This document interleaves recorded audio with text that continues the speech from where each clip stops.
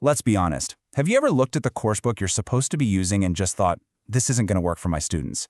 Yeah, it's a feeling a lot of teachers know well. So today, we're going to look beyond the textbook. We're going to unpack a super practical 10-step process that literally puts curriculum design back in your hands.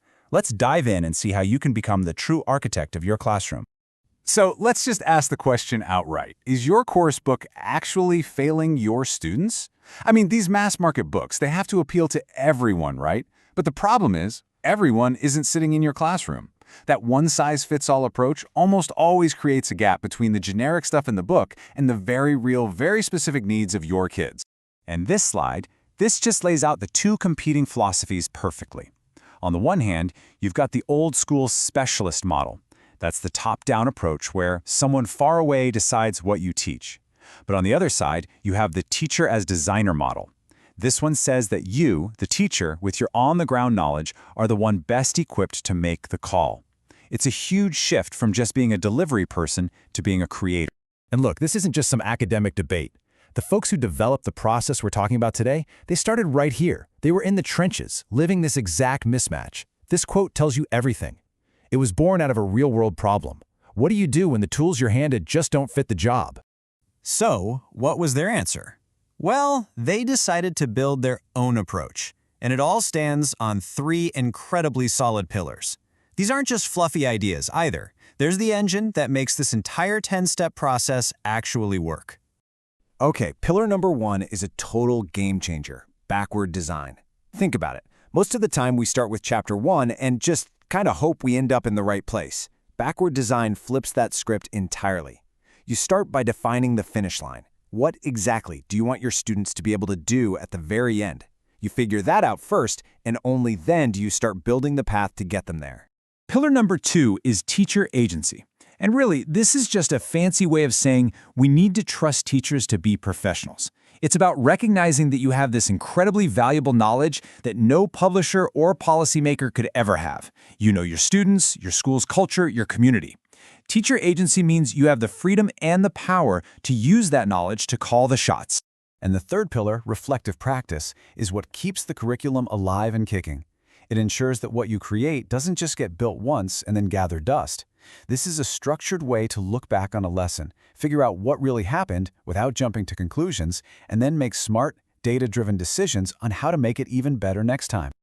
So, with those three pillars holding everything up, let's get to the main event, the 10-step blueprint. Now, the most important word on this slide is cyclical. This is not a checklist you finish and throw away. It's a loop, a cycle of constant creation and improvement. Okay, here's the whole shebang, all 10 steps. Don't worry, we're going to break it down. But you can already see the flow, right? You can think of it in 3 big chunks. First, you lay the foundation, student needs, goals, and the final test tasks. Then, you build the content, the language, the sequence, the materials. And finally, you execute and improve. You teach, reflect, evaluate, and make revisions. And that last step, step 10, loops you right back to the beginning to make it even better. It's a living process. Let's start with phase 1, building that strong foundation. Step 1, student needs. Simple. You figure out what your students can and can't do, where are the gaps. Step 2, goals. You turn those needs into crystal clear, measurable goals. No fuzzy language. What does success actually look like? And then step 3, and this is that backward design in action. You design the final test. That's right. Before you've even thought about a single worksheet, you know exactly how you're going to measure success at the end. Now for phase 2, actually building this stuff. So for step 4, you look at that final test you designed and you work backward. What are all the little bits of language and all the skills they'll need to master to pass that test? Then, step 5, you sequence them. You put all those little pieces in a logical order, right? Building from simple to more complex. And finally, step 6 is the fun part. You get to create the materials, the activities, the handouts, the projects that bring it all to life. All right, phase 3 is where the rubber meets the road. Step 7 is pretty straightforward. You teach the unit, but your job is not done when the bell rings. That brings us to step 8, reflection. You're systematically watching and taking notes on what's working and what's not. Then in step 9, evaluation, you analyze those notes. You connect the dots to figure out why things happened the way they did. And all of that fuels step 10, revisions. You make targeted changes to improve the unit for the next time around, which closes the loop and makes the whole thing a cycle of improvement. I know, that might sound like a lot of theory. So let's make it way more concrete.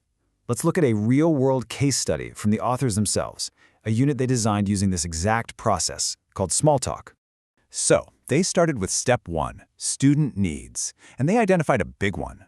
Their students were great at grammar, but they totally froze when it came to just starting a simple conversation. So from that very clear need, bam, they created this very clear goal for step 2. Everything else they designed was aimed at hitting this one specific target. This is where it gets really cool, because you can see the cycle in action. So, they taught their first version of the unit. But then, during step 8, reflection, they noticed the conversations just felt wooden, awkward. So in step 9, evaluation, they dug in and realized the problem. They taught students how to say hello, but not how to actually start a conversation. They needed icebreakers. So for step 10, revisions, they went back and added a whole new section on icebreakers. And guess what? The unit became way more effective. Now, this is such a critical point. That revision wasn't just a random guess. It was based on a disciplined process. This quote is all about step 9, evaluation. It's basically saying, first, just state the facts. I observed students were quiet. That's it. Then you can start to analyze why. Were they confused, bored, shy? If you just jump to, they were bored, you might create a fun game that doesn't actually solve the problem. You have to separate the what from the why. So you might be thinking, okay, this sounds like a lot of work. Why go through all this trouble? Well, the benefits are huge, and they go way beyond just creating one great unit. Here's the payoff. First, you're not doing it alone. Collaboration makes the workload totally manageable. Second, you get continuous improvement. You're not reinventing the wheel every year, you're just making the wheel you have even better. Third, this process actually gives you time for deeper research over the long haul. But honestly, the biggest one is the last one. Empowerment. This whole thing gives you, the teacher, real ownership of the curriculum. It becomes yours. And this quote, it just says it all, doesn't it? When you have a hand in building something, you care about it. You're invested in it. When teachers create their own materials, that curriculum becomes stable and valued. You finally stop that exhausting cycle of trying a new textbook every couple of years, because you've built something together that is custom fit for your students. So we'll just end with this thought. We spend so much time searching for the perfect textbook, that one-size-fits-all magic bullet. But maybe that's missing the point entirely. This 10-step process suggests that the most powerful, the most effective curriculum isn't something you can buy in a book.